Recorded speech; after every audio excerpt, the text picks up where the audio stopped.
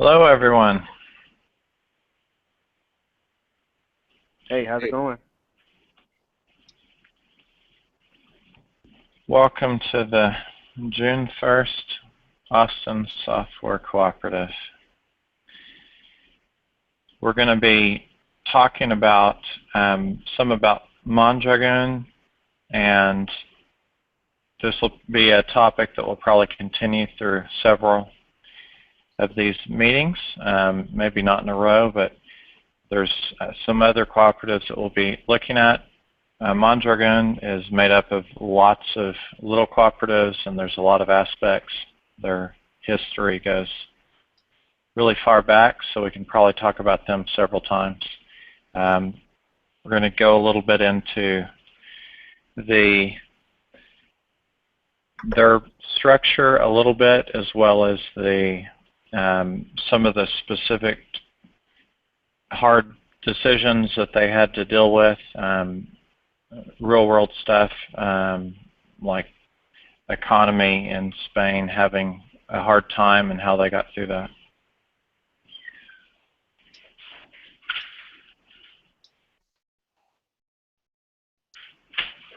Everyone hear me out there? Yeah, I hear you.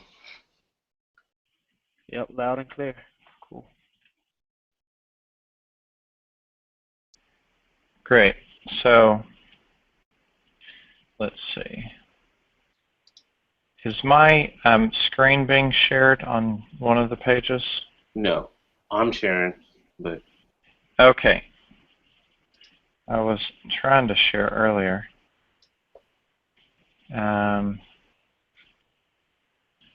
So the first item, I guess a little bit really quick. So there's a few good books out there that you can read on them. The first one, which is the main one that we're going to focus on, is Making Mondragon, The Growth and Dynamics of the Worker Cooperative Complex for 91, and that tells a lot of history back from their founding in 56 through a lot of items that they've had to deal with, including giving examples of salary issues and all sorts of things.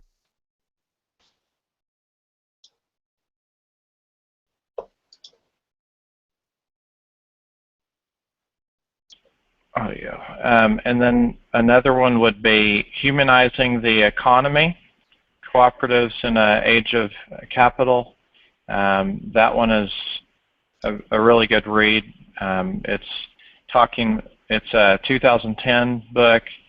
It's going into a lot of issues related to current economy and stuff like they reference housing crisis and all sorts of other things that are current issues, and how Mondragon has got past some of those problems that are seen.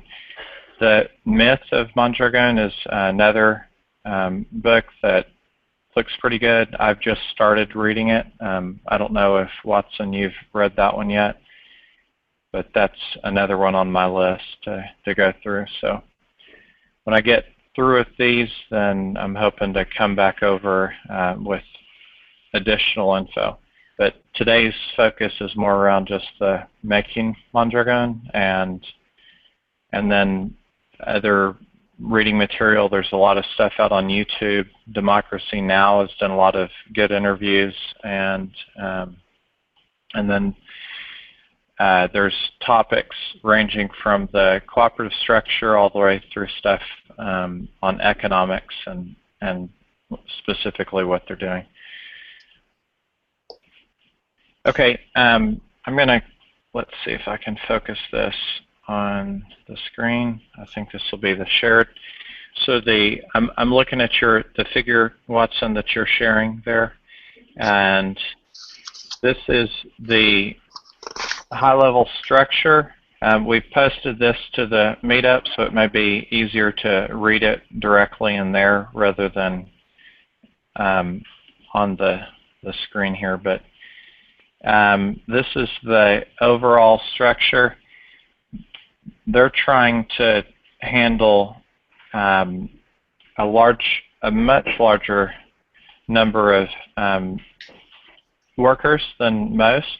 I guess I can go over that really quick. The 2014 numbers that I have, and Watson, you may have some more. There was 147 companies employing 80,000 workers, and it seems like the size of the smaller cooperatives is potentially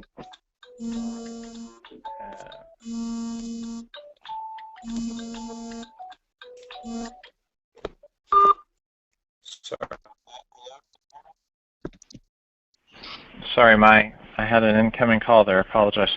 So the structure is allowing anything from a small, like under 10-person type size cooperative, up to larger ones that are in around between 50 and 100 or so workers, and that depends on the type of entity and what they're trying to solve. So the General Assembly, actually, Watson, do you mind going in a little bit? We were going through this earlier. Yeah. So can you hear me? Yeah. Go ahead. All right. Some notes about the General Assembly.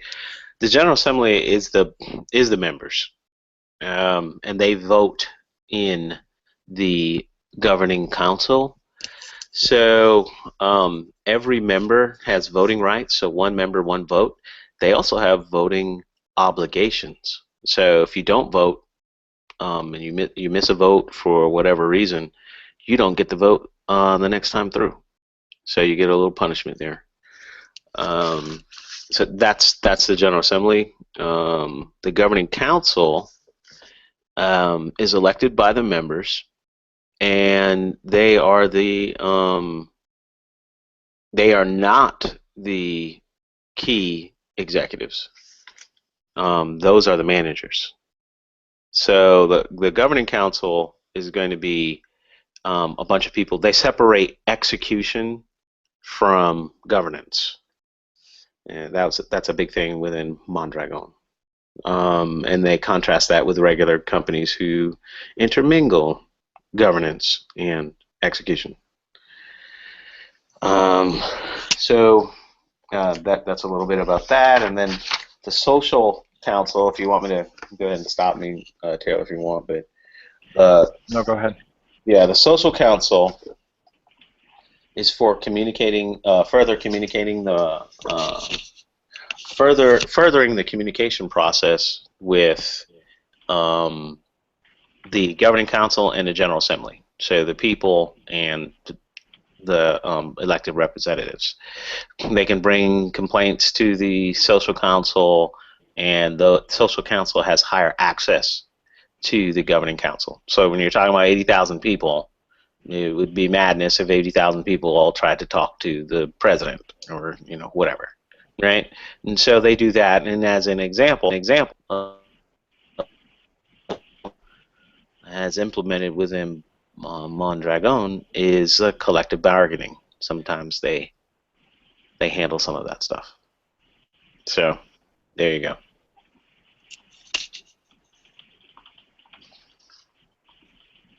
Thank you. Thank you. Are there any comments or questions? I know, Josh Smith, that you had some stuff. You had thoughts about Republic and other items. In the past. Yeah, I don't have any comments right now. Just taking it in. The Republic. I am a fan of the Republic style of governance. It just makes the most sense to me. It's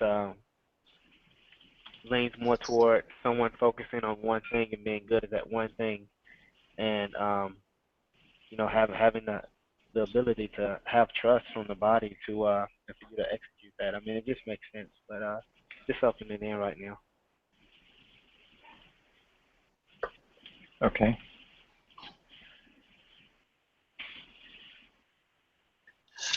Some other things about this graphic, you'll notice under the top part of the hierarchy, there is your normal divisions. So marketing, finance, personnel, production, research and development, quality assurance, purchasing, industrial engineering, production planning, and production plant. So this is a setup for doing manufacturing. And you get all your economies of scale, scope, all that stuff within this organization. The difference is everybody can do this voting. They're somewhere on the bottom, and then they're also somewhere on the top. So if you're not in the General Assembly, you're in one of those other bodies. The management councils, they counsel the executive, so it's essentially the C level. And like we said, governing council, social council, that stuff like that, audit committee, those types of things. And all of this stuff evolved over, what, 50 years or something like that within Spain. So it started out with not this many moving parts, and then it began to, it evolved into this, and even more than this now. Right. And so the one thing you were saying as far as manufacturing, my understanding is it's not only that now they've leveraged a lot of the structure to be able to create the new cooperatives that have a focus. So like their R&D, they have a focus on how to make the cooperative successful. So that kind of ties back to like the social council and listening and then seeing how to move forward with new economies. They're trying to go across. They have workers in other parts of the world now, and they're trying to build out the cooperatives that can work within other cultures. So that's on the R&D that's within, like kind of focused within. They also do R&D outside, because they do everything from manufacturing like refrigerators and AC units to actually doing electronics and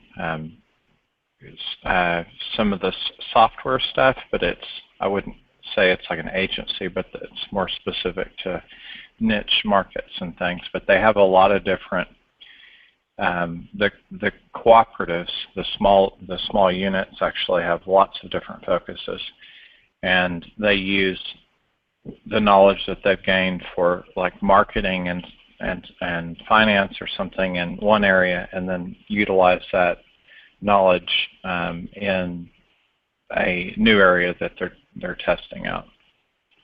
And then as they go into a market or domain, if there's something new, then they pick up and roll that back in. So that was pretty interesting. Some of the other stuff that I was interested in was the movement between the cooperatives. I don't know, Watson, if that should be tied in with this or after, related to like the compensation and other items that you were looking at. What do you think? So wherever you want to do it. Is movement between one cooperative to another? What, the individual members? Or are you talking about? Yeah, this is stuff, the structure as far as supporting, right? So the structure is, they've, as you said, it's like kind of grown to be able to handle it's broken up to handle stuff from a business side. It's also, they've trying to be resilient to whatever's happening in the economy. That one probably can go last if you want. It's covered in another part. Sounds good. let's see if there's any other.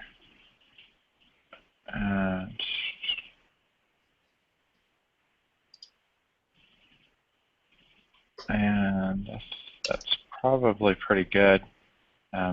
There's just some more numbers I had right now for more of the quantity of people. They have people from full-time and part-time, and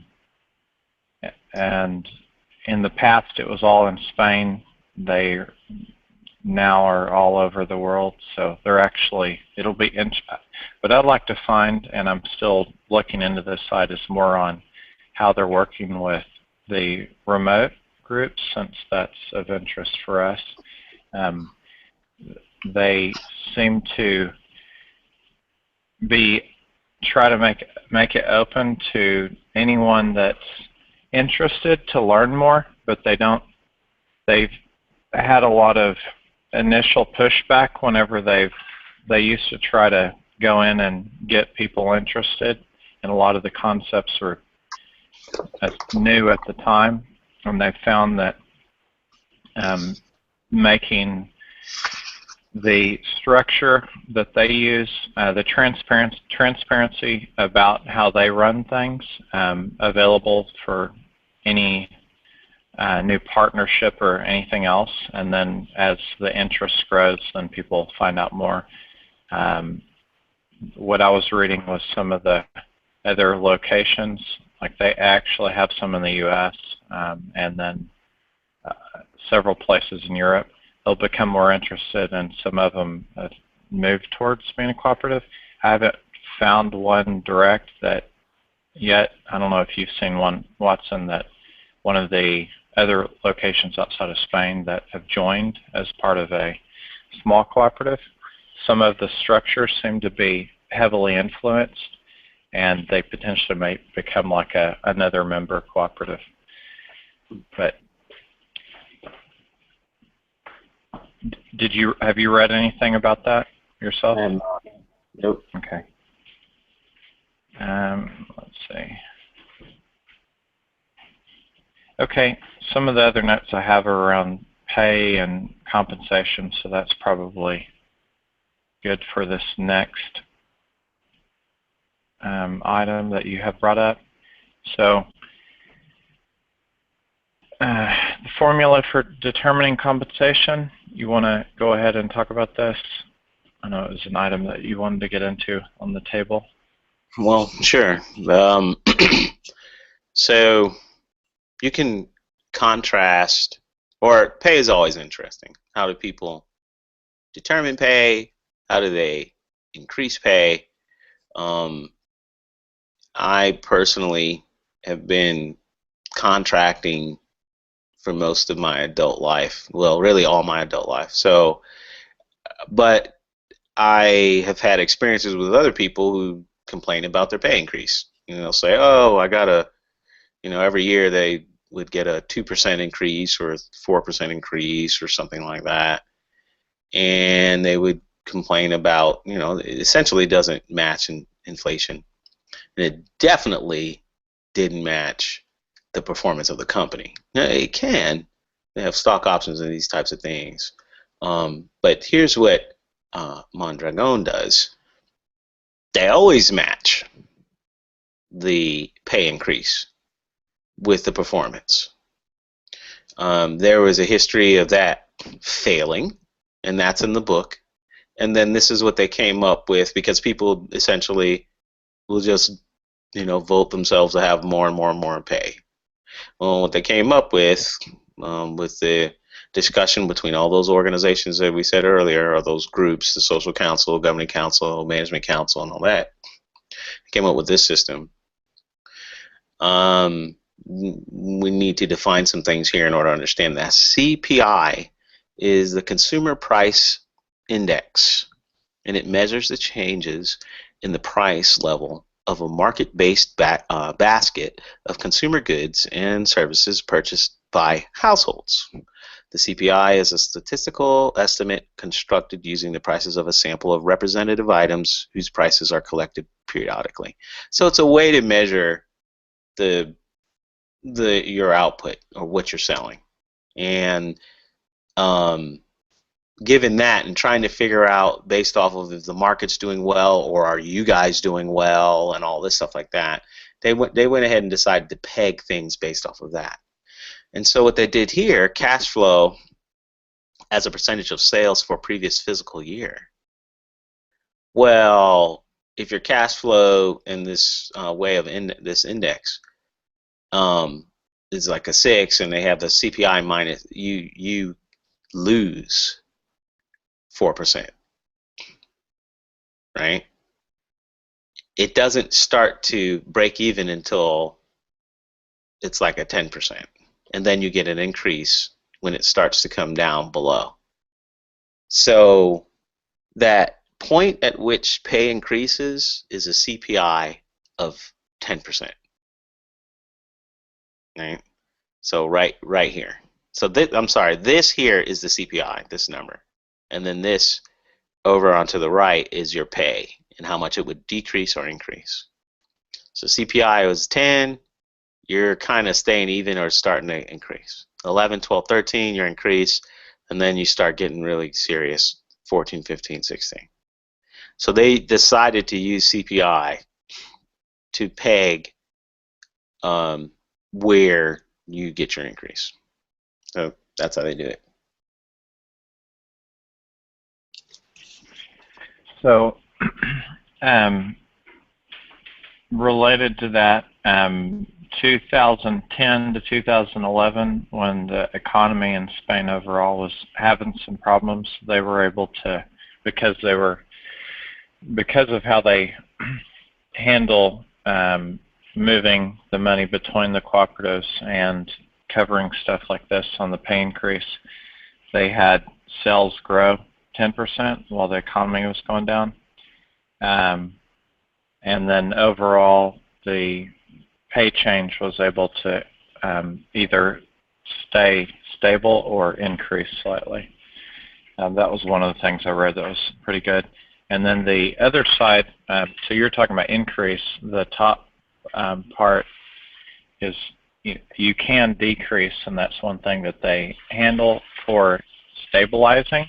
So when there was a huge drop in the economy in Spain, they've had like sometimes 5% or 5 to 10% reduction in pay, and that's across the board. So like back to the structure, there's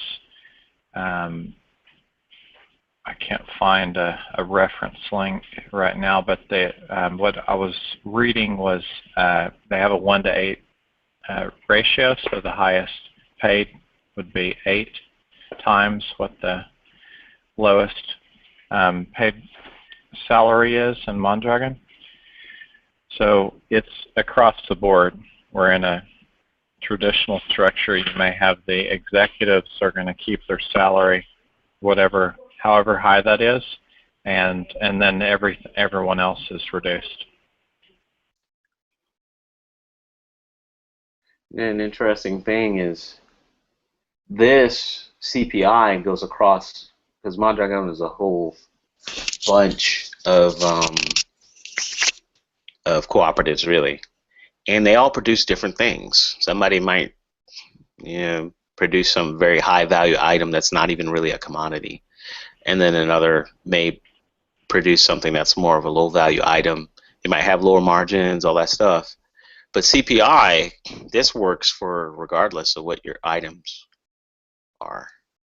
So they try to tie it to the economy, and they try to tie it to what you're selling or to. So that's pretty cool. Right.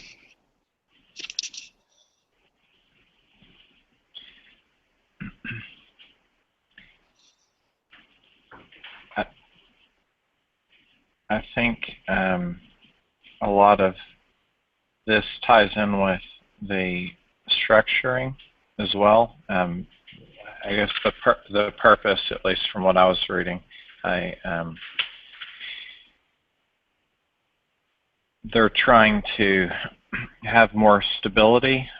Solidarity was one of the things within each cooperative, but as a whole, be able to handle, you don't know, I guess, let me see. So this is actually going to move into the philosophy, the raw stuff on not knowing where you might be. So you may be working in one cooperative that's doing really great for several years, and then something in the economy has an issue. And because they've built this structure, they're able to move the compensation and stuff to be shared across the cooperative. So then you ride that out, which I found pretty interesting. Mm-hmm. That's very astute. Yes, it's very much like a John Rawls, how would you like the world to be, and try to act or make decisions in such a way as to where you're creating that type of world. So yeah, that we kind of get more into that in the next slide, but yeah. Okay. Does anyone have any questions or comments about this example of how they try to make things fair and across the cooperative and with compensation?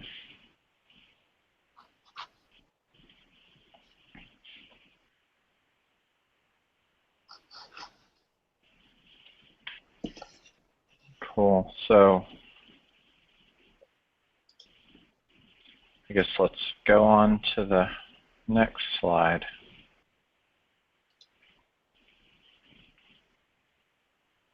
I'm sorry, I was muted. Can you guys hear me? Oh, yeah. Good. All right. Didn't hear you before. Did you have some comments about that one? Yeah. We're talking about the pay, and you guys may have said this, but at which level does the decision get made to pay for performance? Is that the you guys don't have that slide up, but there was a manager level, which was the executive level, but there's also the governing level as well, and those are separate. And so where would that? I mean, ideally, I would think the managing level would decide because they have, I guess, the closest relationship with people actually performing the services. But is that the I guess I could definitely see them justifying who would warrant a pay increase. But what about that? Is there like do we know if there's a decided percentage? Like, okay, this guy was um, very successful this quarter. He gets the automatic 5% that everyone else gets, or is it that the manager says actually this guy produced X amount of units, he deserves an 8% increase or something like that? Nope. This is all across the board. Can you bring up the image for the structure again, Lavelle? Yeah. So they let's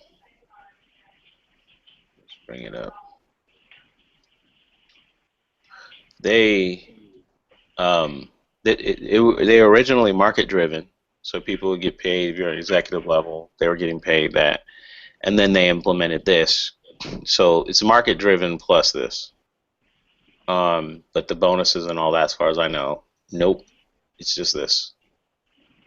And then there's some things we get into later that are additional benefits that people pay for. I know. Nice. Okay, yeah, this makes a lot of sense.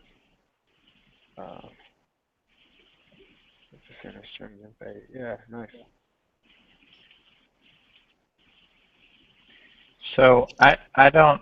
I'm just trying to see if I could find it. I didn't finish creating all the notes. I was reading something about the way that they split the money up, and I know that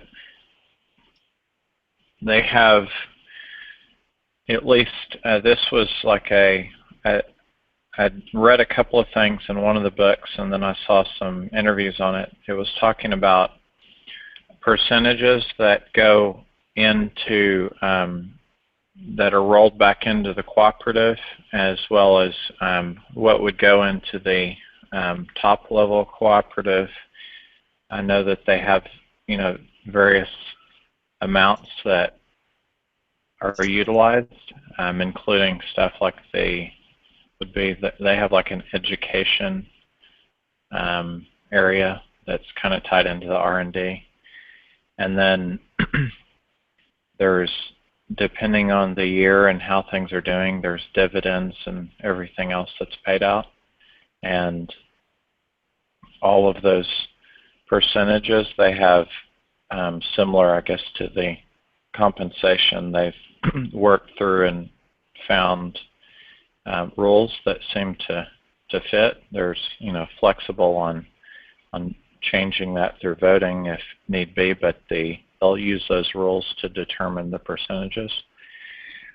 And then a lot of the payouts already then set based on performance of the cooperative as a whole.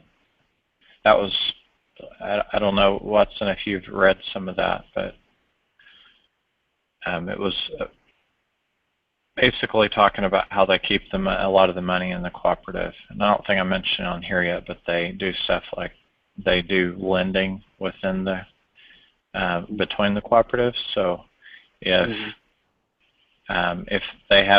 one cooperative is not doing very well because of the economy, maybe whatever they're selling is down for a period, then rather than going out and getting external loans or anything, they'll try to loan between the cooperatives and keep the money there. And then if that company goes out. Also just regular, just capital lending. Your customers don't pay for your stuff until they get it in manufacturing, oftentimes. So it's essentially you manufacture all that stuff on your dime, and then you ship it to them, and then they say, okay, so essentially you need money to manufacture that stuff. And then that's where the lending is that. So you can have a moneymaker, and you've got 90 days or some longer or whatever to manufacture that stuff. And so you can have a great plan and no money and still fail. And that's actually more of the reason for the lending. Just regular capital in order to make money. You have more money, you can sell more stuff because you can manufacture more stuff and deliver more stuff. So they do that. They talk a lot about that in chapter 13 and stuff.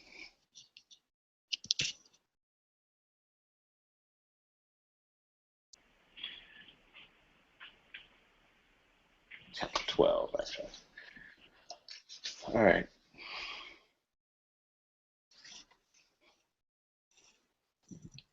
Okay, so this next portion here is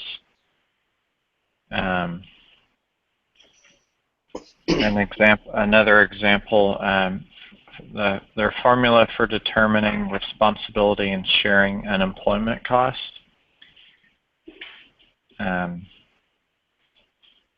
So another hard issue, I guess, to what are you going to deal with? So again, when we're talking money, that can be a hard topic to work through. Watson, you want to give some input on this table? Yeah. So one of the first things that you might see, it's weird on here, is that Lagone Auto, or that's an organization over on the right, top hand side. That's an organization that is essentially the Social Security organization for Mondragon, and they handle helping people for whatever hardship, all kinds of hardships. So I'll list some of the programs that they handle: relocation, unemployment, early retirement, indemnities, which is structural unemployment, which is like 2008 kind of stuff, retraining, and then they also handle, whether you're eligible or not. This graph is a description of the cost structure between the cooperatives in how they handle funding the Social Security company, the Lagon Aro, right? So, for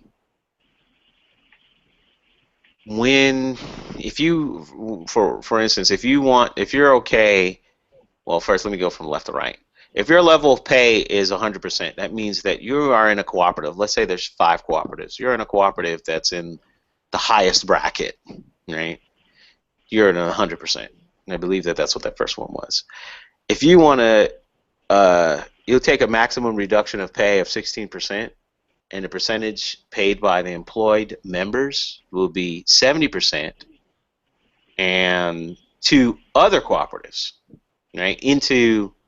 And then Lagon Aro will handle 30% of paying the Social Security interests and programs and all that stuff of the other cooperatives. So it's kind of, if you perform more, you opt into this Lagon Aro at a higher rate, and they pay a certain amount and you pay a certain amount. So that's how it goes. And there's all these eligibility requirements. They're very interesting in the book because I can't see how they would have come up with these rules without going through a lot of pain. People trying to hack the system and all that stuff like that. And so, like laid off members, you have to go to the government first in order to get all of those, all that compensation and all that stuff as much as possible. Then you can come to them. Things like that.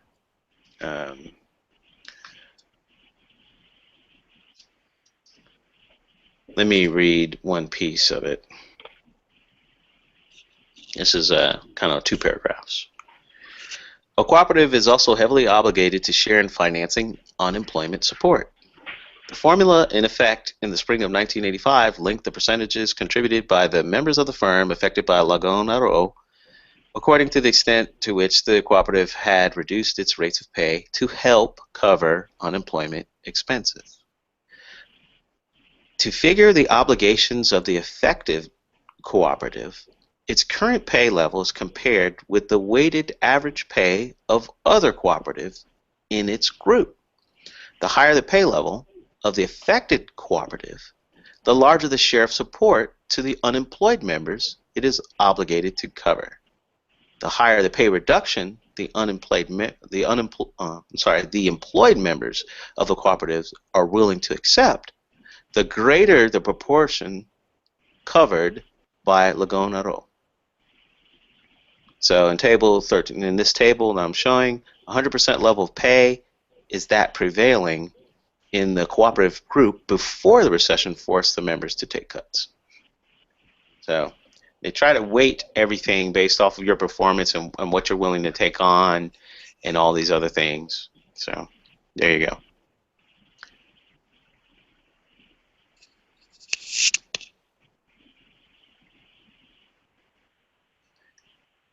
There were some things that you were saying earlier, Taylor, about retraining. That's one of the services that Lagon Aro provides. Right. Originally, so I read from here, the cooperatives assume responsibility for retraining members moved from one cooperative to another. To receive report from Lagon Aro, the cooperative must first apply to the government for as much assistance as can be granted. Lagon Aro helps secure this state support. So that's something that they do. There's some more stuff in here about retraining too. Just moving from one cooperative to another is kind of looked at as needing retraining sometimes. But these other things, like relocation, and all these other things like this early retirement indemnities. They're very interesting if you guys ever want to take the time to take a look at it. Yeah, it's kind of interesting. One of the examples was it 1985, the number of members, and they have underemployed where they've or been relocated, temporary relocated between them. So that's how part of what they'll handle it. And then sometimes they have people on a payroll. They say hidden unemployment, but that's what this is covering until the work picks up. So that would be if the demand in the market is low enough. That may, some of them, I was reading on some other material about this, was you may have someone that was full-time and now they're down to like 10 to 15 hours of actual billable work would be what we would call it, and the rest is being covered. The actual classification of what would a country would be is pretty interesting, even though there was having a pretty big hit in the economy, and they had 1,197 members and 85 during this time that were being moved around or getting some type of assistance. The actual percentage from the country would be like 0.6%. So that's a pretty big deal. I don't have some of the numbers regarding. I don't think I do. Let me see. Do you have any of those numbers that like showing how they were able to the unemployment rate? It was pretty crazy. It was like 20, close to, or maybe 25+% or something in Spain. Like really high. What's that? Spain loves to hang out at 25% unemployment. They might be that way right now. They're horrible. Yeah. So it might have been higher, like 30-something%. I don't know what it was during a really big peak, and Mondragon was able to. I think actually the numbers that I was reading was over like a 10 or 20 year period. Spain right now is 22.7% unemployment. Okay. So as a company within Spain during a recession, because right now it's not a recession. During a recession, and they didn't fire anyone, right? That kind of thing is crazy. Something like over a 15-year period or something, they've only had to let go, I don't know, like 20 people or 10 people or something. I don't know. It was very small when you're looking at the size of the company. They're either I think they're the 5th or 6th largest company in Spain now. It's pretty huge. So employing that many, and then their capability to ride out those type of things in the economy is impressive. The Spain youth unemployment rate went all the way up to 55.9% in 2013. So oh wow, it's okay. They were having riots and stuff over there, and they just don't ever show that stuff on the news here. But they were like Greece, basically, doing the same stuff.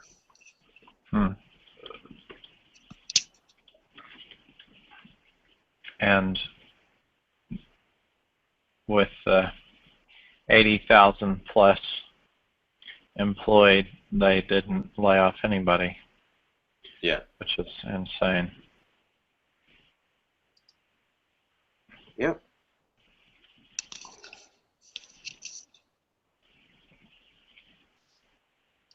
Anybody have any questions?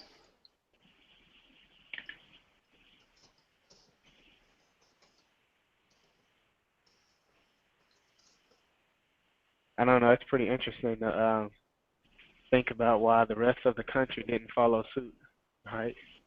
Right. Third largest company and not even taking losses here, and you know. Yeah, I'd be interested to see during that year where the unemployment, what type of growth or where they were. Yeah. Maybe we can look that up, Watson, and then post it after. Yeah.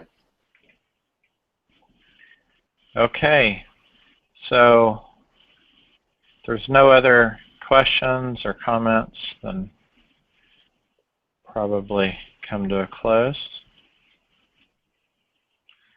Yeah, man. I'm like the whole Mondragon story is I mean, it's pretty impressive. I mean, but just like Watson, you made a comment earlier in the talk, and it's just you know, they had to go through. You know, how did they know to do these things, to have these systems in place? You know, they probably went through some pain. You know, and it's you know, still with even going through those difficult times, you know, it just you gotta wonder, you know, how did they come to those decisions? Did they really just group think? You know, it's you know they're the ones going through it and try to try these solutions out, or did they reach out to some type of expert in I don't know, mediation, law, you know, it's just government. You know, it could be a ton of you know that's and they may have it in those books. I haven't read them myself, but that's the interesting part because I mean they're doing something right. You know, they've been around for this long. They're making money. They're huge. You know, it's that's the part that really interests me. Right. So I'm I don't know for sure, but from what I've read, they seem to be open to reaching out to experts. Would be kind of the words that we've used internally, and encourage that. The whole education side that they do internally seems to be related to that, how they're going to grow and figure things out. We'll say that the whole cooperative seemed to have started based on maybe pain that was seen by some of the people in other areas before they came in. So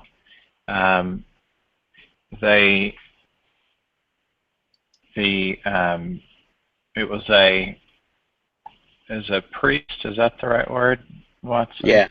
Yeah. So actually started like there was a technical school and some other stuff, and it was focused on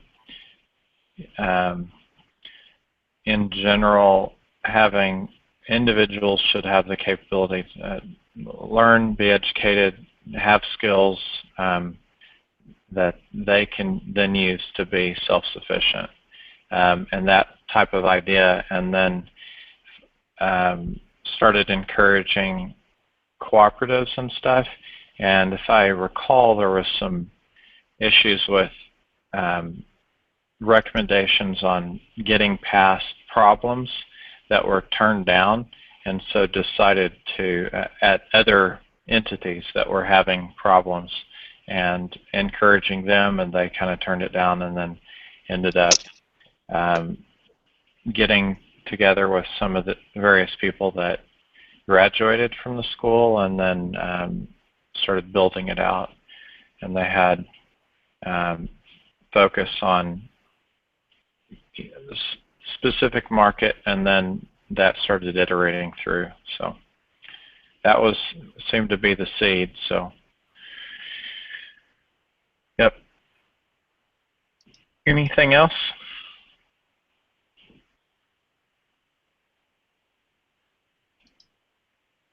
Okay, cool. Well, thanks a lot, everyone. Thanks, Watson, for your help. I'm going to be working on Inspiral and some other cooperatives this coming month. If we may continue with this sort of topic, looking at some other cooperatives. If you have thoughts, then post them or shoot us a message for the next topic.